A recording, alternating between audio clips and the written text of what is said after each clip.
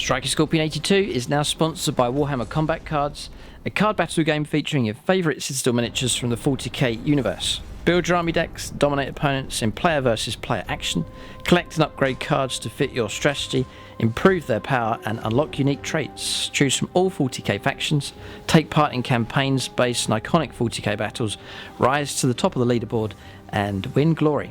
Free to download and play, link is in the video description below or on the channel homepage, and by using the unique link it helps support the channel. Thanks and enjoy the game.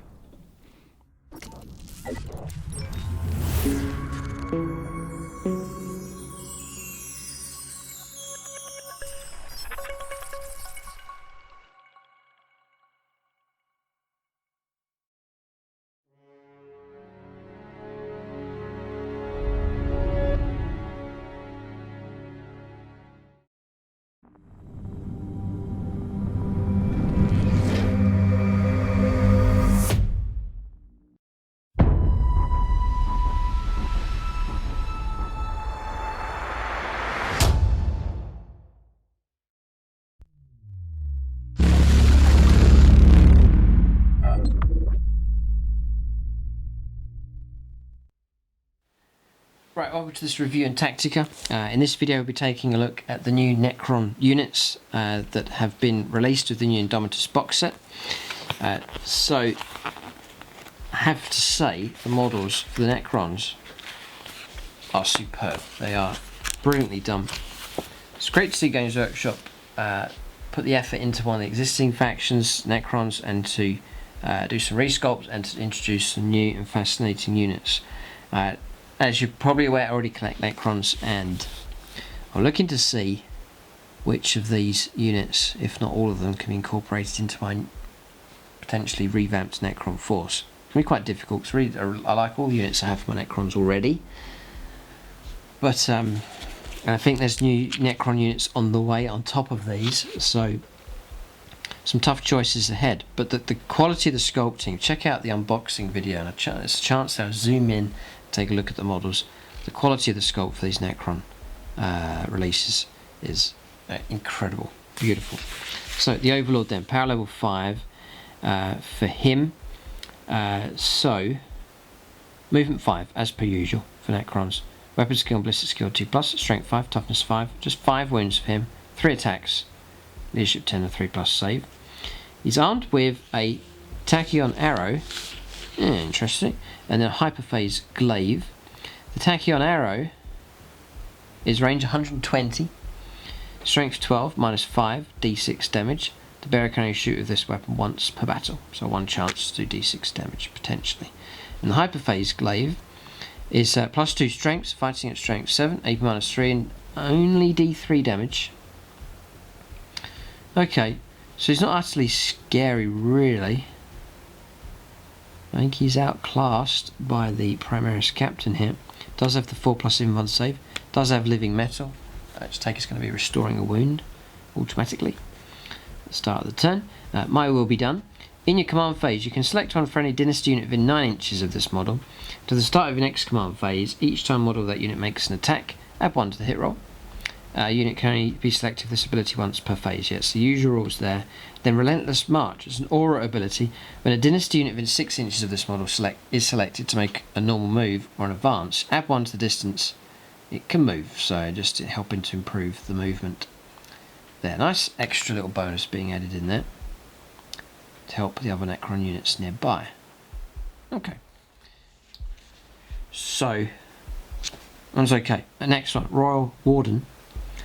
So this is one of the new units being added in. He is movement 5, weapon skill and ballistic skill 3+, strength 5, toughness 5, 4 wounds, 3 attacks, leadership 10, and a 3+ save. He's got a relic gauze blaster, range 24, rapid fire 2, strength 5, -2, and 2 damage. He's got living metal. Then adaptive strategy. In your command phase, you can select one friendly dynasty unit within 9 inches of this model. To the end of the turn, that unit can fall back and still be selected to shoot and charge. That answers a common problem with Necron gun lines when the enemy makes contact with them in close combat, silences the gun line. Now you've got an ability, a very useful ability here, to pull a unit back and still shoot and charge, and that is very, very helpful. Okay, so yep, useful enough. Next, another one of the new units, a Plasmanzer. Power level 4, you get movement 5, weapon skill and ballistic skill 3+, strength 4, toughness 4, 4 wounds, just 1 attack, leadership 10, and a 4+ save. He's equipped with prismatic lance, so in shooting it's going to be range 18, assault d3, strength 7, -3 and 2 damage, that's okay. In melee it's strength of the user, strength 4, -3 and 2 damage, it's pretty good, but you just get 1 attack with this guy. It's not really, the shooting's alright, melee is minimal. Gets living metal, and then another aura here, it's a living lightning aura. At the start of the fight phase, roll 1d6 for each enemy unit within 6 inches of this model. On a 4+, it's a mortal wound, so that's right. And then Harbinger of Destruction. At the end of your movement phase, if this model has not advanced or fallen back, you can select the nearest visible enemy unit within 18. If you do, roll 3 d6s, each 4+. That unit suffers a mortal wound. This is almost borderlining like a Psyker, but not quite a Psyker officially. He's a Plasmanzer, and the damage is done in the movement phase. But similar kind of damage, like a smite type ability there, and the ability to cause a few mortal wounds as well. I think just granting the Necrons some kind of ability to cause mortal wounds. They've done it in a semi-Psyker, unofficial Psyker type model here with the Plasmanzer. So he's alright. I imagine he'd be quite useful hanging around with one of your melee HQ choices, like a Necron Lord or Overlord, and then able to soften up an enemy who's about to charge into an enemy character that's quite tough. Just chuck some extra mortal wounds in to try and soften them up. The Scorpek Lord, this is one I've got my eye on here. I'd like to add this one into my army. Movement 8, power level 7, weapon skill, ballistic skill 2+, strength 6, toughness 6, that's good, really good. 6 wounds, nice, 4 attacks, leadership 10, that's 3+ save. It's equipped with an enigmatic Annihilator, Flensing Claw, and Hyperphase Harvester. So all these new weapons here. So the shooting weapon, range 18, assault 2d3, strength 6, -1, 1 damage, that's a blast weapon. The Flensing Claw is strength of the user, which is strength 6, AP -1, 1 damage. And it's 2 hit rolls instead of 1 for each attack, so you're going to get 8 attacks with this lower caliber version. Or you can go to the Hyperphase Harvester, +2 strength, fighting at strength 8, that's quite crucial just to get your 3+ to wound against average vehicles. AP -4, so you can cut straight through the armour, and it is 3 damage a time. So yeah, if he maxes out, which is unlikely, but he has the potential to cause 12 wounds. Resolve an attack with this weapon, it's -1 to the hit roll. Okay, so there's a bit of a penalty for that one. It does have living metal. United in Destruction aura. Reroll wound rolls of 1 for attacks made by friendly Dynasty Destroyer cult units whilst within 6 inches of this model. Destroyer cult. So that is going to be units such as,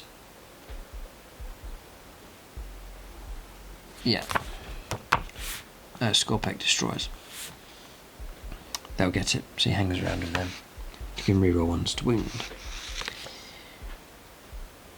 Also in 6, yeah. Phase Shifter does have his 4+ in 1 save, and Hardwired for Destruction, reroll hit rolls of 1 for attacks made by this model. So it's 2's tip, potentially 3's tip, we are rerolling 1, so that helps out a little bit with that.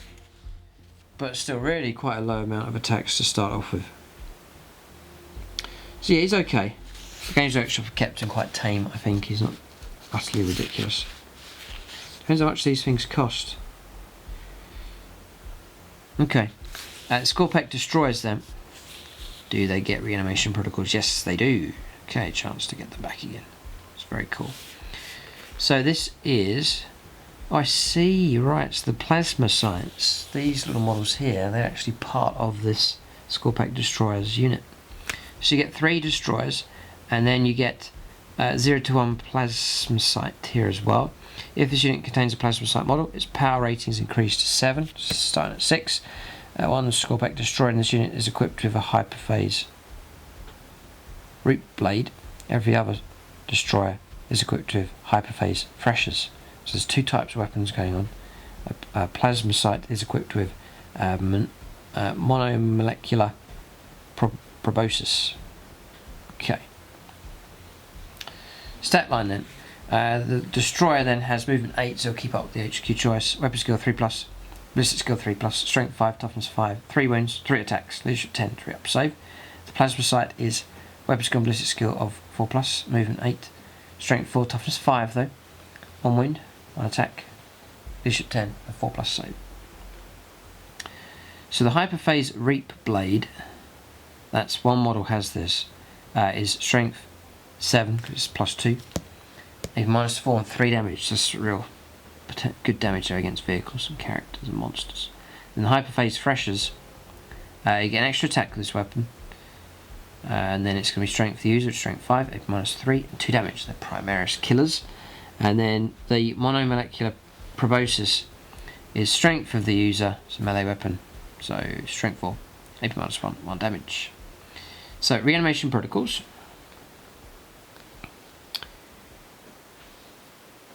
Okay, what's interesting is, I'm just wondering, for reanimation protocols, you lose this little model quite quick, but he's there as part of your dice rolling to get models back when you roll reanimation protocols. Yeah, so you lost a model, for example, but and you lost him, but you're going to make 2 rolls then to try and regain models, and then roll 2 dice, and you're going to obviously try and get the main Scorpek Destroyer back, but it's maybe an extra dice roll because of him. Infused Madness. At the start of each fight phase, if this unit contains a Plasmanzer model, it can inject tainted energy. If it does, roll 1d6. On a 1, one Scorpek Destroyer model of this unit is destroyed. Ooh. At the end of that phase, add 1. Okay. Add 1 to the strength and attacks characteristic of Scorpek Destroyer models in this unit. So it's funny wording on this one. It doesn't say what happens on a 2+, but I guess obviously on the 2+. No, there is no 2+. If you roll a 1, then you lose one of the models. But then whether you roll a 1 or more, it doesn't matter. You're still going to get +1 to strength and +1 attacks. So strength 6. Yep, okay, potentially. And an extra attack, which would be welcome. Nice, and it's great to have a little model floating around with your army. Hardwire for destruction, reroll hit rolls of 1 for attacks made by models in this unit. So 3 hit rerolling 1's pretty reliable. But they're Primaris killers. They'll hack them down quickly. Very quickly. Even the hyperphase pressure is maybe -3. Okay, so then we've got some new units here. Cryptothralls here next. Power level 2. Yet 2 of them. Every model is equipped with a scouring eye and scythed limbs. Movement 5. Weapon skill and ballistic skill 4+. Strength 5, toughness 5. 2 wounds, 3 ups, 3 attacks, Leadership 10, 3+ save. So actually quite tough. They're equipped with scouring eye and scythed limbs. So the scouring eye is range 12, pistol 2, strength 5, -2, 1 damage. Scythed limbs, strength user, AP -1, 1 damage. So living metal, reanimation protocols, bound creation. In the Battleforged army, you can include 1 Cryptothrall unit in a detachment for each Cryptek unit in that detachment. Cryptothralls units do not take up slots in detachment. Okay, so I have a Cryptek, so I could take 2 of these. What do? Protectors. Enemy models cannot target a Cryptek unit from your army with a ranged weapon whilst it is within 3 inches of a friendly Cryptothrall unit. Alright, so they just act as like a little bodyguard. And that is about it. Systematic Vigor. Models in this unit change their weapon skill and ballistic skill characteristic to 3+, and their attacks characteristic to 6, whilst this unit is within 6 inches of any friendly Crypteks. So they're like little mechanical dogs that protect Crypteks. They're actually pretty good at it, actually. 6 attacks each. They're pretty. The strength 5 -2. It's strange. why Games Workshop would add these in. With a hunched and unsettling gait, Cryptothralls shamble before their cryptek masters, serving as protectors and symbols of status, defending their arcanologist creators with systemic vigour. Cryptothralls disembowel enemies with mere sweeps of their claws, or unleash beams of gauze energy from their cyclopean irises. Interesting choice, elite's choice. Right, so not so sure about them, whether they're needed or not. Cryptothrall Reanimator. Next. Power level 5. This is the big tall thing here. But I don't think it's too costly here the way it's looking with these. Movement 8, so actually quite quick. Weapon skill and ballistic skill 4+. Strength 5, toughness 5, 6 wounds, 4 attacks, leadership 10 and 3 up saves. Pretty good stat line. It's the Atomizer Beam. It's equipped with 2 Atomizer Beams, so range 12, assault 3. So really going to get 6 shots with this thing, but it's only forced to hit. Strength 6, -2, 1 damage. And then the Elongated Claws, you're going to get 4 attacks. Strength of the user, so strength 5, -2, 1 damage. So quite tame. Firepower and close combat ability, quite tame with this thing. It's alright. Living Metal. A Nano Scarab Reanimation Beam. In your command phase, again, it's this new command phase being used, referred to a lot here, you can select one friendly dynasty unit within 9 inches of this model. If you do, until the start of your next command phase, while that unit is within 9 inches of this model, add 1 to the reanimation protocols made for models in that unit. So boost to try and help models get back into the fight. Yeah, useful enough, maybe. Interesting. Okay. Next is the revamped Necron Warriors. Really just your regular Necron Warrior. They still keep movement 5, weapon skill and ballistic skill 3+. The usual stat lines for them, that toughness 4, strength 4. Still keep their 4+ armor save. You can go for 10 of them, power 5. And you go up to 20 of them. They're equipped with Gauze Flayers, but they can now switch their Gauze Flayers to Gauze Reapers.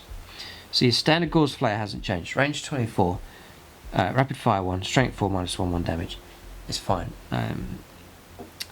Solar Fury I take for my Mephrit dynasty. It's an extra AP -1 at close range. I found that to be very useful. But you can, if you wish, go for the Gauze Reaper. You drop your range by 10 inches. So range 14, rapid fire 1, but it goes to strength 5 and AP -2.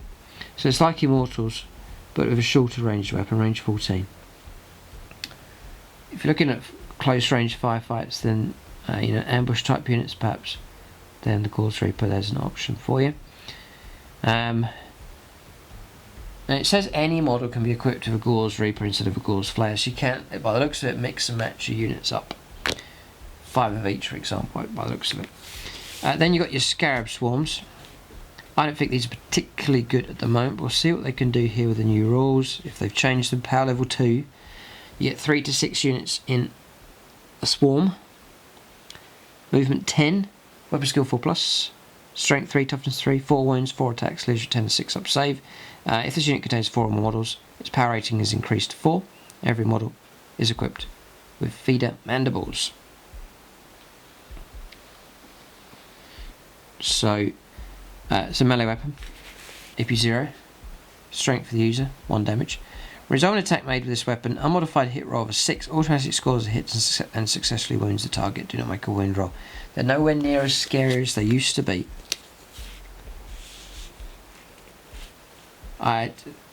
So not that great. Tactically, they're a very low profile unit. They're useful for hiding and securing objectives, but keeping a very low profile to the ground. That can be very useful with them. But Scarabs are nowhere near what they used to be. They used to put mortal wounds and cause all sorts of trouble for vehicles in previous rules editions, but they're not as scary as once they were. And that is the last unit for review. So hopefully that helps you out, gives you an idea of what the new units are capable of. Not utterly blown away by the Necron units. But credit to Games Workshop. They could have gone new model syndrome, made them absolutely crazy and get everyone to buy them, but they've taken a measured approach. All units seem quite sensible, nothing too outrageous. All the models are amazing, really nice for collectors to put together. Yeah, very intricate detail on both sets, on the Space Marines and on the Necrons. But that's the review, give you an idea of the rules. Keep a lookout for more 9th edition content on the channel. Thanks for watching, and tune in next up.